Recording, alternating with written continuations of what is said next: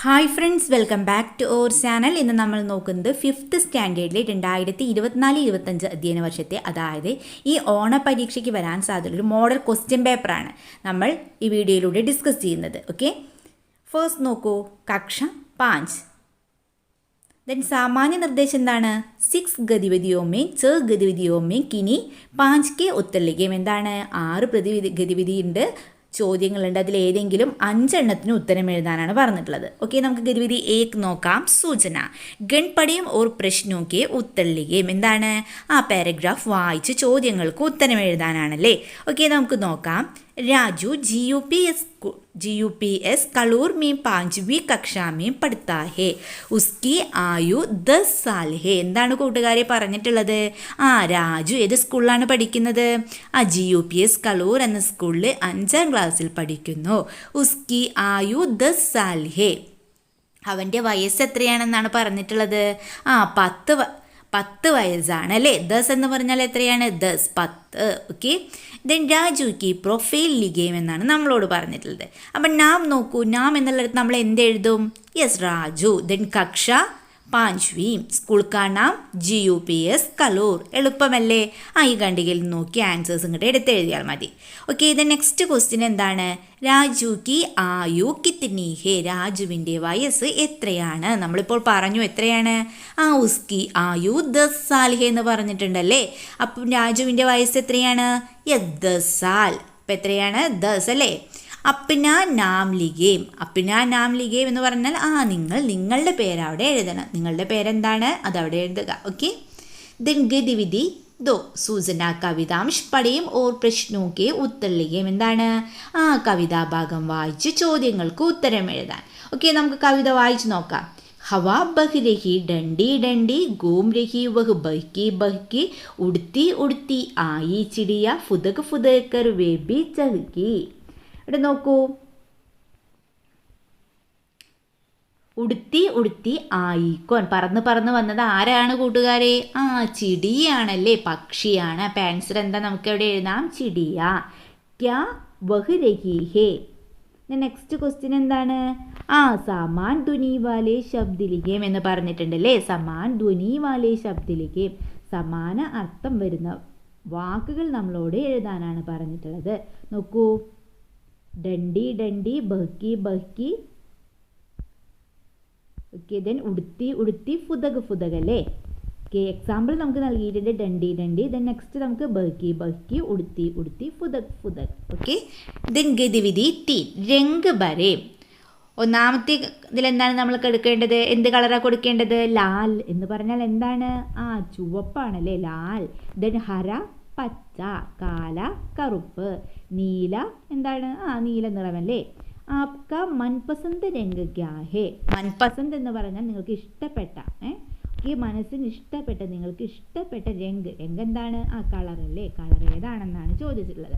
അപ്പോൾ നിങ്ങൾക്ക് ഇഷ്ടമുള്ള കളറിൻ്റെ പേരവിടെ എഴുതാവുന്നതാണ്. ഓക്കെ, ദെൻ ഗതിവിധി 4 നോക്കിയാലോ. ചിത്ര പഹിജാൻക്ക് കോഷ്ടക് സേ ശബ്ദ ചുൻകർ ലിഖേം. ചിത്ര മനസ്സിലാക്കി എന്ത് ചെയ്യണം നിങ്ങൾ? ബ്രാക്കറ്റിൽ നൽകിയിട്ടുള്ള വാക്കുകൾ, അതായത് വേർഡ്സ് തിരഞ്ഞെടുത്ത് ഇവിടെ പൂരിപ്പിക്കാനാണല്ലേ പറഞ്ഞിട്ടുള്ളത്. നോക്കൂ, പില്ല, സോത്താഹേ, ഗാത്താഹേ, ഗേൾത്താഹേ. എന്താണ് അവിടെ ചെയ്യുന്നത്? കളിക്കുകയല്ലേ. സോ നമുക്ക് പില്ല ഗേൾത്താഹേ, അവിടെ എന്താണ് വരേണ്ടത്? പില്ല ഗേൾത്താഹേ. എന്നാൽ നെക്സ്റ്റ് നോക്കൂ, പില്ല എന്താ ചെയ്യുന്നത്? ഉറങ്ങുകയാണല്ലേ. ഉറങ്ങുന്നതിന് എന്താ പറയുക? സോത്ത അല്ലേ. അപ്പം സോത്താഹേ, പില്ല സോത്താഹേ. ദെൻ പില്ല എന്താ ചെയ്യുന്നത്? ഭക്ഷണം കഴിക്കുകയാണല്ലേ. അപ്പം നമുക്ക് അവിടെ എന്ത് എഴുതാം?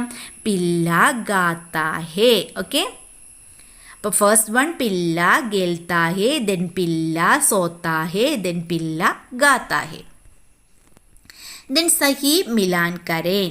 ബിസ്കൂട്ട്, ദെൻ പങ്കോം പങ്കേക്ക് നീജെ കിതാബ് മേരെ സാത്ത്. ദെൻ ബിസ്കൂട്ട് എന്തായിരിക്കും? ഗാന. ദെൻ പങ്കേക്ക് നീജെ എന്തായിരിക്കും വരിക? നോക്കൂ, കിതാബ് പഠന. മേരെ സാത്ത് എന്തായിരിക്കും കൂട്ടുകാരെ? യെസ്, ഗേൽന. പങ്കേക്ക് നീച്ചെ സോന, ഫാനിൻ്റെ അടിയിൽ ഉറങ്ങുകയല്ലേ, സോ പങ്കേക്ക് നീച്ചെ സോന. ബിസ്കൂട്ട് ഗാന പങ്കേക്ക് നീച്ചെ സോന, കിതാബ് പഠന മേരെ സാത്ത് ഗേൽന. ഗതിവിധി 5 നോക്കാം. ചിത്ര ദേക്കർ നീചെ ദിയെ പ്രശ്നോ കെ ഉത്തർ നമൂനയ്ക്ക് അനുസാർ ചുരുക്കർ ലിഖേം. എന്താണ്?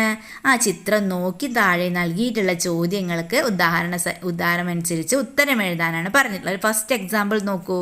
ഗർക്കെ അന്തർ കോൻ ഹേ. ഗർക്കെ അന്തർ ആരാണ്? ആ വീടിനകത്ത് ആരാണുള്ളത്? ഗർക്കെ അന്തർ ലഡ്ക ഹേ.